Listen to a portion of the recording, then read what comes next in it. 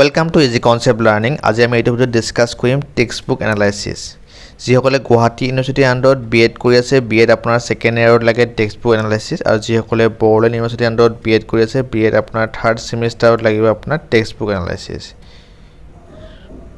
আপুনি ফ্ৰন্ট পেজখন যেটা বনাব, ফ্ৰন্ট পেজত আপুনি হেডিং লিখিব লাগিব কি a critical study on syllabus and text book.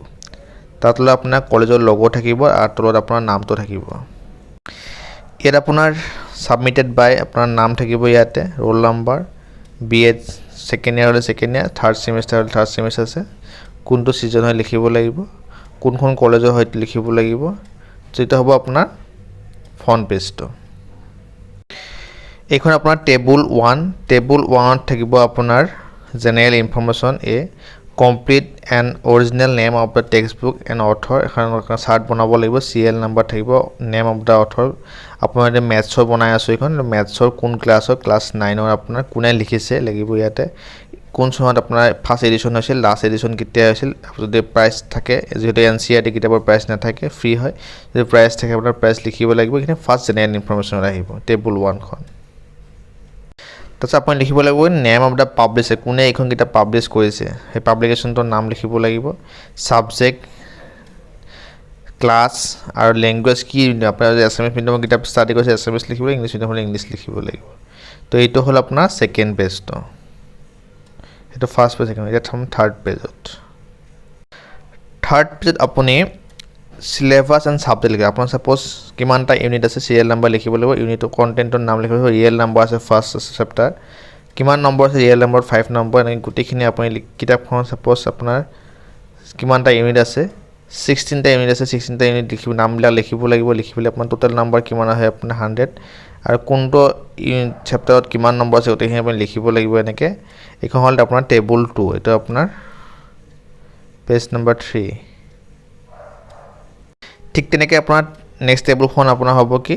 য'ত আপুনি study on probable lessons on book, লগত আপুনি এইখিনি লিখিব লাগিব, আপুনি কিমানটা ক্লাছ কৰিছে, তাৰপিছত কিমান এক্সামৰ কাৰণে আপুনি কেইটা ক্লাছ লৈছে, আপুনি ৰিমেডিয়েল ক্লাছ কেনেকৈ কৰিছে গোটেইখিনি লিখিব লাগিব, টোটেল নাম্বাৰ অফ ক্লাছ কেইটা আছে। সাপোজ চেপ্টাৰ 1ৰ কাৰণে আপুনি ক্লাছ লৈছে, আপুনি থিয়ৰী পাৰ্টখিনি 9টা ক্লাছ, এক্সাৰচাইজ আৰু এভালুৱেশ্যন মানে এক্সাম আপোনাৰ এক্সাৰচাইজ সেইখিনি কৰোঁতে 3টা ক্লাছ কৰিছে আপোনাৰ। আকৌ যদি কিবা ডাউট আছে, ৰিমেডিয়েল ক্লাছ লৈছে 3টা ক্লাছ, টোটেল আপোনাৰ চেপ্টাৰ 1ৰ 15টা ক্লাছ গৈছে। এনেকৈ আপোনাৰ প্ৰত্যেকটো ইউনিটত কিমানটা ক্লাছ কৰিছে এনেকৈ আপুনি কাউণ্ট কৰিব লাগিব, টোটেল আপোনাৰ কিমানটা ক্লাছ হয়। সাপোজ আপোনাৰ টোটেল এখন টেবুল 3 হয়, আপোনাৰ টোটেল আপোনাৰ হ'ল 180টা ক্লাছ গোটেই কোৰ্চটো কমপ্লিট কৰোঁতে, ক্লাছ 9ৰ মেথছখন। তো কেনেকৈ ক'ত কিমানটা ক্লাছ কৰিছে গোটেই ডিটেইল আপুনি লিখিব লাগিব। এইখন হ'ল টেবুল 3 আপোনাৰ। টেবুল 4 আছে আপোনাৰ comparative study and analysis of significance. ইয়াত আপুনি ৱৰ্কিং ডে গোটেই বছৰটো আপুনি কিমান দিন কাম কৰিলে, স্কুল হ'ল, এক্সাম কেইদিন হ'ল 36 ডেজ, হলিডে কিমান দিন আছিল আপোনাৰ, আদাৰ এক্টিভিটি কিমান দিন আছিল, এনেকুৱা এক্সুৱেল ক্লাছ কিমান দিন হৈছে, এক্সুৱেল ক্লাছ 190 দিন হৈছে আপোনাৰ, আৰু আপোনাৰ কোৰ্চটো কমপ্লিট কৰিব লাগিছে আপোনাৰ 10 ডেজ। ডিফাৰেঞ্চিয়েট ল'ব লাগিব কিমান, আপুনি 10 দিন আগতে কোৰ্চটো শেষ কৰিছে, ডিফাৰেঞ্চিয়েটটো আপোনাৰ কি আছে পজিটিভ আছে, পজিটিভ। ডিফাৰেঞ্চিয়েটটো এইটো দিয়ে যদি আপোনাৰ লেছ দেন 0 হ'ব পাৰে, কেতিয়াবা আপোনাৰ সাপোজ কোৰ্চটো শেষ হোৱা নাই তেতিয়া লেছ দেন 0 হ'ব আপোনাৰ কোৰ্চটো সাপোজ ৱৰ্কিং আপোনাৰ 190 ডেজ আছিল এক্সুৱেল ডে, আপোনাৰ কোৰ্চটো শেষ কৰোঁতে আপোনাৰ 200 দিন গ'ল, তেতিয়া আপোনাৰ কি হ'ব, আপোনাৰ -10 আহি যাব। তেতিয়া আপোনাৰ ফিডবেকটো বেলেগ হ'ব, ইয়াতে ফিডবেক দিব লাগিব আপোনাৰ সাপোজ চেম 190 ডেজ আছিল আপোনাৰ এক্সুৱেল ক্লাছ, 190 ডেজতে আপোনাৰ কোৰ্চটো কমপ্লিট হৈছে। আপোনাৰ কি হয়, আপোনাৰ 10 দিন আগতে কোৰ্চটো কমপ্লিট হ'ল, সেইকাৰণে আপোনাৰ কি হ'ব ডি, যিটো আপোনাৰ ডি ডিফাৰেঞ্চিয়েটটো গ্ৰেটাৰ দেন 0 হ'ব। আমাৰ 0 হ'ব কাৰণে লিখিছে the teacher can do quick revisions all the chapter and can discuss about the problem and children in the extra 10 days. Extra 10 days আমাক কি কৰিব দিছে, ৰিভিজন ল'ব দিছে গোটেইখিনি চেপ্টাৰ যি হৈ গ'ল, তো এটা ফিডবেক টাইপৰ হয় এইটো। এইখন হ'ল টেবুল 4। এইখিনি হ'ব আপোনাৰ now explain the significance. Table আপোনাৰ নেক্সট টেবুলখন 5 আছে, সেইখন আপোনাৰ হ'ব কি analysis of the syllabus. Suppose চিলেবাছখনত টিক মাৰ্ক দিব লাগিব, ইউনিটটো যিটো আছে ইউনিট অফ দ্য চিলেবাছ, আপোনাৰ ডিফিকাল্টি লেভেল কেনেকুৱা আছে, revision of the previous class, গোটেইখিনি আপোনাৰ কি দ্য চিলেবাছখন কেনেকুৱা আছিল, হেভি আছিল না, লাইট আছিল না, ৰিজনেবল আছিল, এপ্ৰপ্ৰিয়েট হয় না ইউনিটবিলাক না নট এপ্ৰপ্ৰিয়েট না ন' কমেণ্ট মই একো কমেণ্ট নিদিওঁ তো এনেকৈ আপোনাৰ ফিডবেক টাইপৰ টেবুল এখন বনাব লাগিব এইখন হ'ল টেবুল 5 চ' এইটো আছে আপোনাৰ নেক্সট পেজ তাৰপিছৰ পেজটো আছে আপোনাৰ এনালাইচিছ অফ টেক্সটবুকখন আপোনাৰ কভাৰ ডিজাইনটো কেনেকুৱা আছিল শেপ কেনেকুৱা আছিল কিমান ডাঙৰ আছিল না সৰু আছিল প্ৰাইচ কেনেকুৱা আছিল প্ৰিণ্টিং কেনেকুৱা মিষ্টেক আছিল নেকি তাৰ কালাৰ কেনেকুৱা আছিল এনেকুৱা ধৰণৰ কিছুমান ফিডবেক টেবুল এখন বনাব লাগিব য'ত হয় আপুনি টিক মাৰ্ক দিব লাগিব এনেকৈ এখন হ'ল আপোনাৰ ফিজিকেল এছপেক্ট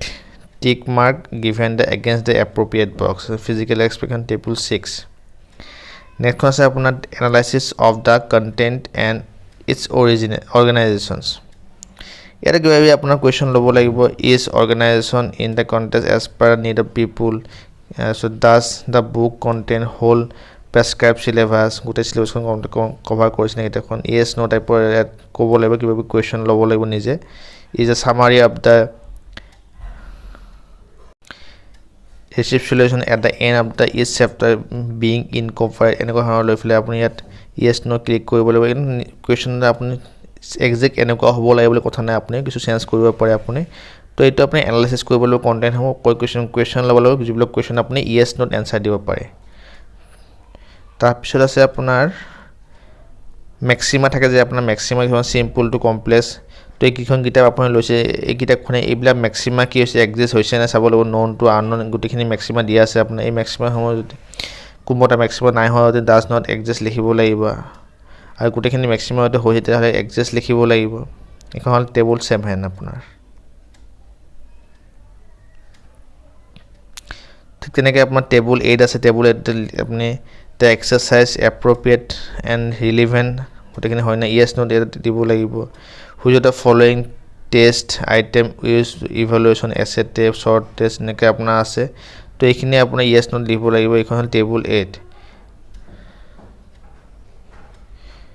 চ' গোটেইখিনি আপোনাৰ ইয়েছ নটে আছে আপুনি কুৱেশ্যন ল'ব লাগিব have to find the table book এনেকুৱা টাইপৰ আছে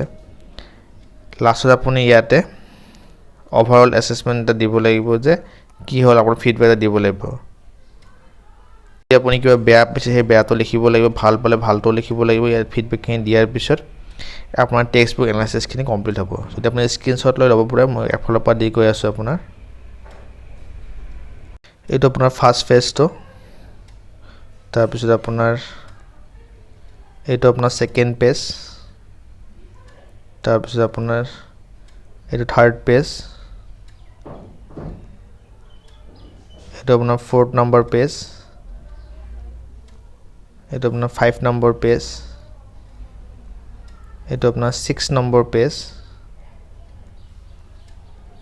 এইটো আপোনাৰ 7 নম্বৰ পেজ চ' এইখিনি আছিল textbook analysis Thank you for watching this video. If you have ভাল লাগিলে চেনেলটো সাবস্ক্ৰাইব কৰি দিব লগতে লাইক এণ্ড শ্বেয়াৰ কৰি দিব